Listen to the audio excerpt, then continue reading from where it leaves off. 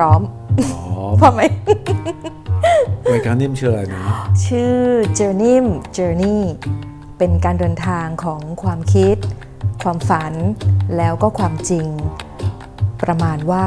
นิ่มชอบนิ่มแชร์ดีไหมชอบนะโอ้โหแล้วทำไมทำหน้าอย่างนี้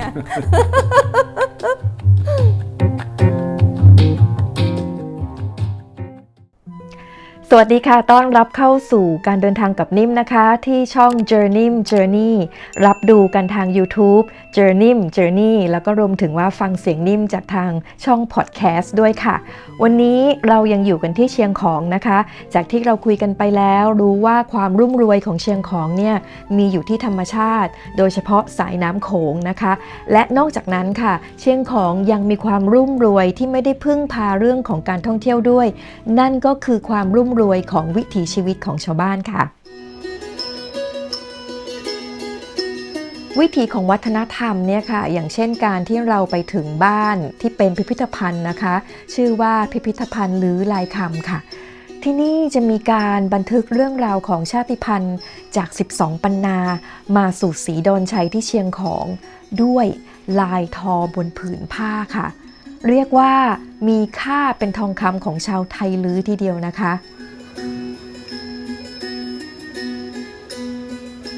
นอกจากนี้ค่ะด้านหลังก็ยังมีร้านกาแฟ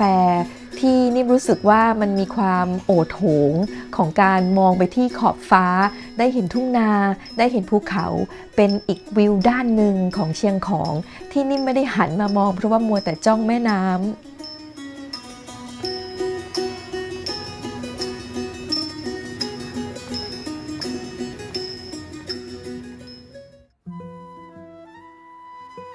แต่นอกจากนั้นนะคะก็ยังมีอีกหลายบ้านที่อยู่ในละแวกนั้นที่เราสามารถแวะคุย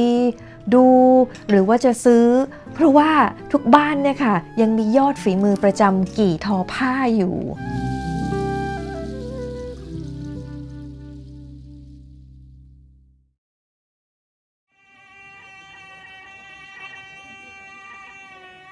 ความสวยของเชียงของไม่ต้องสงสัยนะคะแต่เรื่องที่ต้องกังวลสิคะคือเรื่องของแม่น้ำโขงค่ะเพราะว่าแม่น้ำโขงได้รับผลกระทบ 200% จากการสร้างเขื่อนแน่ๆและเรื่องนี้ไม่ใช่เป็นปัญหาเฉพาะคนเชียงของหรือว่าคนริมแม่น้ำโขงเท่านั้นนะคะแต่มันเป็นเรื่องของการเปลี่ยนแปลงธรรมชาติและเป็นปัญหาสิ่งแวดล้อมที่มีคนระดับโลกจ้องจับตาให้ความสนใจอยู่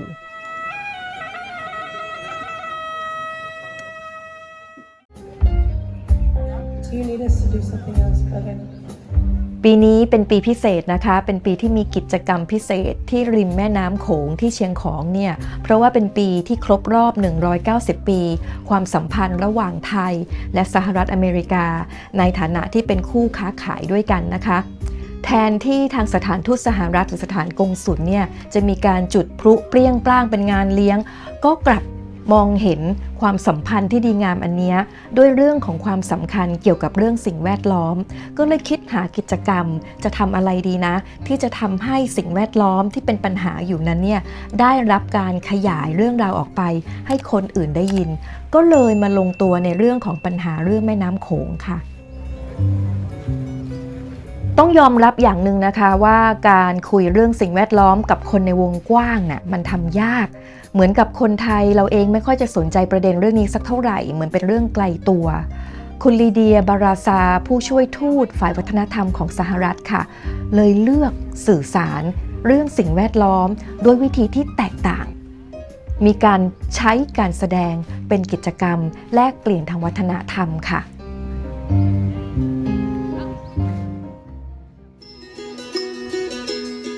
นั่นก็เลยทำให้มีการทำงานร่วมกันนะคะระหว่างชุมชนเชียงของเองคนที่ทำงานในเรื่องของศิลปะคนที่ทำงานเรื่องสิ่งแวดล้อมศิลปินไทยเยาวชนท้องถิ่นและก็ศิลปินจากสหรัฐอเมริกามีการมารวมตัวกัน brainstorming กันออกมาเป็นเรื่องเล่าเป็นการแสดง contemporary dance หรือว่าการเต้นร่วมสมัยใช้การเต้นเป็นภาษาในชื่อที่ชื่อว่า A Tale of Two Rivers ก็คือแม่น้ำโขงและแม่น้ำมิสซิสซิปปีในอเมริกานั่นเองค่ะแ ฝั่งอเมริกานะคะมีศิลปินจาก Company E นะคะเป็นสถาบันการเต้นที่มักจะหยิบประเด็นทางสังคมมาเล่าผ่านการเต้นและดนตรีแห่งลุ่มแม่น้ำมิสซิสซิปปีในคราวนี้ก็มีการนำดนตรีหรือว่าเพลงบลูส์ที่เป็นเพลงเล่าถึงความเจ็บปวดความยากลำบากและความสำคัญของธรรมชาติกับชีวิตค่ะทั้งฝั่งไทยค่ะมีคุณแววดาวสิริสุขนะคะจากสิริสุขแดนซ์เธียเตอร์คัมพานีนะคะและทำงานร่วมกันกับศิลปินท่านอื่นรวมถึงเยาวชนเชียงของที่จะมีการใช้ดนตรีล้านนาผูกเรื่องกับธรรมชาติและแบบพื้นเมืองเล่าเป็นเรื่องของสายน้ำโขงร่วมกันกับศิลปินจากสหรัฐค่ะถนนที่เป็นกาดเก่าของเชียงของนะคะวันนี้ได้กลายเป็นเวทีการแสดงของเรื่องเล่า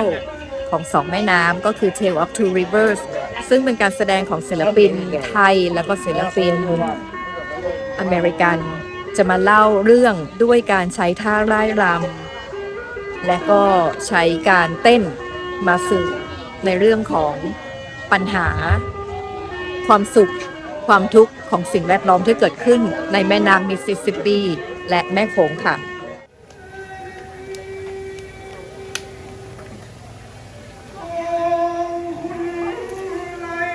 วันที่แสดงเนี่ยนะคะนิ่มรู้สึกตื่นเต้นมากเพราะว่านิ่มเห็นเขาซ้อมกันอยู่หลายวันใช่ไหมคะ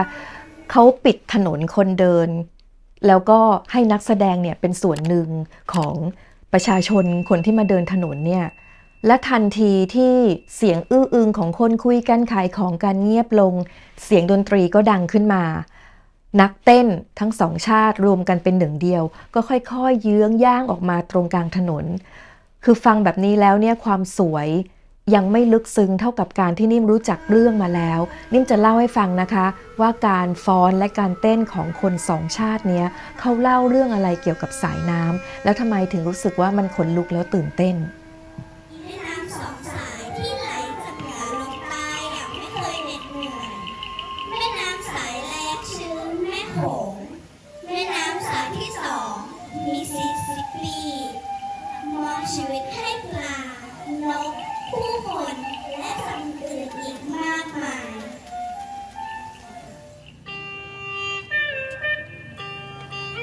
การแสดงแบ่งเป็นช่วงๆนะคะในช่วงแรกเนี่ยก็ได้รับแรงบันดาลใจจากแม่น้ำที่ให้ชีวิตโดยให้นักเต้นเป็นสัญลักษณ์ของปลานก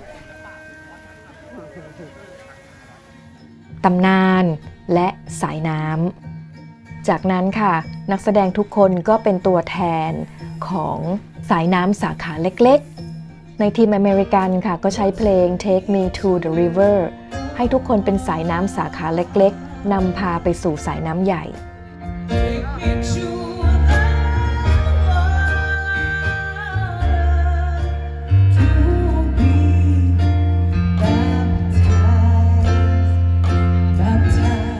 ทางทีมไทยนะคะก็มีการใช้เพลงฟ้อนกาบเกี้ยวก็คือแม่น้ำอู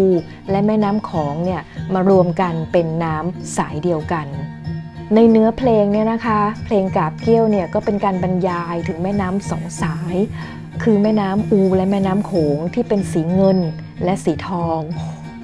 เมื่อมาเจอกันเกี่ยวกันไปมาก็เลยกลายเป็นแม่น้ำโขงอันยิ่งใหญ่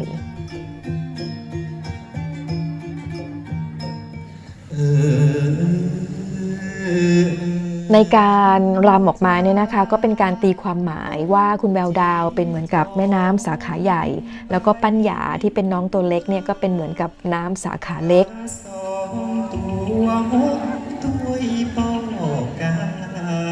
เพลงของทางล้านนาเนี่ยก็จะเป็นเพลงที่เรียกว่าจาจาคือเป็นเพลงกล่อมเด็กของทางเหนือค่ะ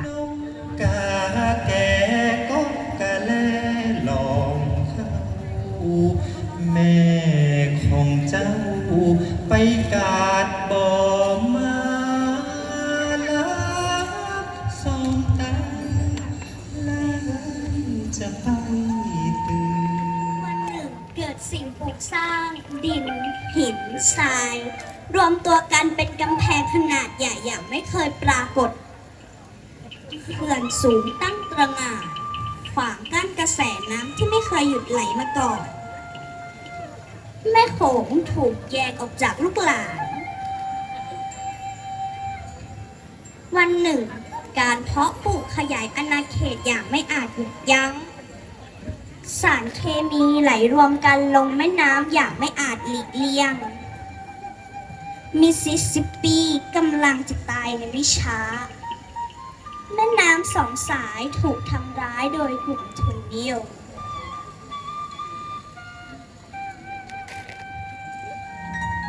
Wade in the water. I said, God's gonna trouble the water. I said, now. แล้วการเดินทางก็มาถึงในช่วงที่เรียกว่าเป็น season of migration หรือว่าเป็นฤดูกาลที่นกปลามาวางไข่ แต่ตุ่มกลับมีการสร้างเขื่อนกั้นแม่น้ำนกกับปลาก็มาวางไข่ไม่ได้ปลาบึกที่มาจากทางใต้จะขึ้นมาวางไข่ที่เชียงของหรือว่านกที่มาจากทางเหนือที่จะมาวางไข่ที่เชียงของหรือปลาดุกของทางมิสซิสซิปปีจะมาวางไข่หรือพยายามจะไปวางไข่ที่เขื่อนก็ชนถูกประตูเขื่อนกั้นไว้แต่พอเขื่อนเปิดปุ๊บมวลน้ำมหาศาลปุ่มผิดฤดูกาลผิดธรรมชาติก็ทำให้ทุกชีวิตพินาศตายกันไปหมดเป็นความสับสนผิดธรรมชาติด้วยมวลน้ำมหาศาลที่มาโดยการบังคับโดยมนุษย์เหลืออะไรคะก็เหลือเป็น River of Ghost หรือว่าเป็นแม่น้ำผีสิงคือการที่ใช้ผ้าแดงเป็นสัญลักษณ์ของการที่ถูกไฟแผดเผาราบคาบไม่เหลือชีวิตอะไรอยู่เลยจากการเพาะปลูกที่ไม่มีที่สิ้นสุดของผู้คนความกระกากระกามนำพาสารเคมีจำนวนมหาศาลจมลงก้นแม่น้ำสิ่งมีชีวิตดำสูงมิสซิสซิปปี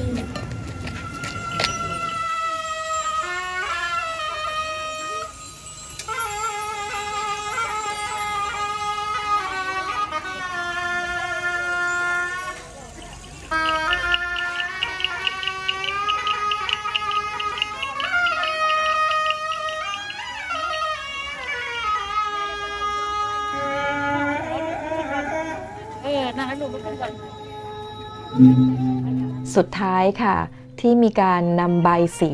คืนเรียกขวัญและกำลังใจให้มวลมนุษยชาติกลับมาเราจำเป็นที่จะต้องให้ธรรมชาติชนะหรือว่าอยู่เหนือมนุษย์และแทนที่เราจะจบด้วยโศกนาฏกรรมซึ่งมันก็เป็นอยู่แล้วนะคะแต่ว่าการแสดงเลือกที่จะให้ทางเลือกว่าเราไม่ควรสูญสิ้นกับความหวังเรายังมีคนรุ่นใหม่ที่เราจะสามารถปลูกฝังในเรื่องของความคิดและความรับผิดชอบและการดูแลสิ่งแวดล้อมอยู่โฮปน่าจะเป็นคำตอบที่ดีที่สุดค่ะแม่เคยบอกว่าธรรมชาติอยู่เหนือมนุษย์ธรรมชาติโอบอุ้มพวกเราไว้เสมอครั้งนี้พวกหนูจะเป็นฝ่ายโอบกอดธรรมชาติเอาไว้หนูจะวาดแม่น้ำที่งดงามสดใสดังเดิมหนูจะมีความหวังและเป็นความหวังนั้นด้วยตัวหนูเอง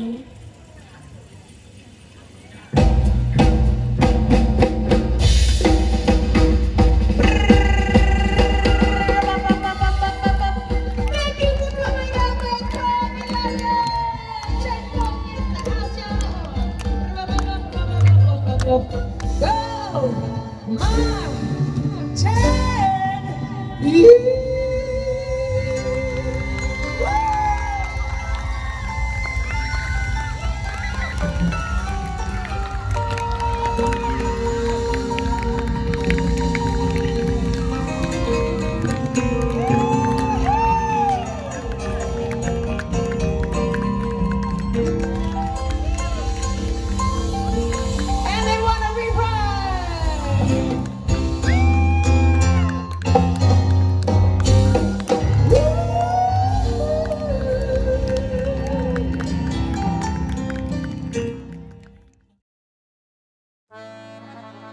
ความขัดแย้งระหว่างมนุษย์กับธรรมชาติอะค่ะนิ่มคิดว่าธรรมชาติไม่ได้ชวนมนุษย์ทะเลาะเลยแต่มนุษย์มักจะคิดว่าตัวเองเนี่ยจะเอาชนะธรรมชาติให้ได้ซึ่งมันเป็นเรื่องผิดธรรมชาติการเดินทางในเรื่องของสิ่งแวดล้อมแล้วก็การต่อสู้ของการเปลี่ยนแปลงธรรมชาติเนี่ยมันไม่ได้จบแค่การแสดงหนึ่งหรือว่าการพูดการสัมมนาครั้งหนึ่งแต่มันเป็นปัญหาที่เราทุกคนเนี่ยควรจะตระหนักแล้วก็เข้าใจเอาไว้เพราะว่าถ้าธรรมชาติถูกเปลี่ยนไปแล้วนะคะเราเอาคืนมาไม่ได้มันไม่เหมือนกับการทำงานมากขึ้นได้เงินมากขึ้นแต่เรื่องนี้เราทุกคนจะต้องช่วยกันในการที่สร้างความตระหนักแล้วก็สนใจเพราะว่าเด็ดดอกไม้สะเทือนถึงดวงดาวค่ะอะไรมันเสียไปแล้วเอาคืนมาไม่ได้นิ่มชอบนิ่มแชร์ถึงแม้ว่าจะเป็นเรื่องที่อาจจะดูเหมือนไกลตัวแต่อยากให้ทุกคนเก็บเอาไว้ใกล้ๆตัวนะคะติดตามนิ่มต่อได้ค่ะทาง Journey กด Subscribe ให้นิ่มตรงนี้ด้วยแล้วก็กดแชร์กดไลค์ถ้าชอบเจอกันกับการเดินทางคราวหน้าสวัสดีค่ะพร้อม พร้อมไหม ไอ้ที่ยากที่สุดก็ง่ายที่สุดเหมือนกันเพราะว่าสุดท้ายแล้วเนี่ยไอ้ภาษาของการฟ้อนรำการเต้นรำอ่ะมันไม่มีภาษามันเป็นภาษาสากลที่เหมือนกับว่าบางทีพอเราไม่อยู่อ่ะเขาก็สอนกันเองได้เขาก็เรียนกันเองได้อย่างเงี้ยค่ะและในขณะเดียวกันเราก็ต้องเรียนของเขาด้วยเหมือนกันมันเปิดโลกกว้างของเราให้กว้างขึ้น พร้อม อ๋อ พร้อมไหม รายการนิ่มชื่ออะไรนะ ชื่อ Journey เป็นการ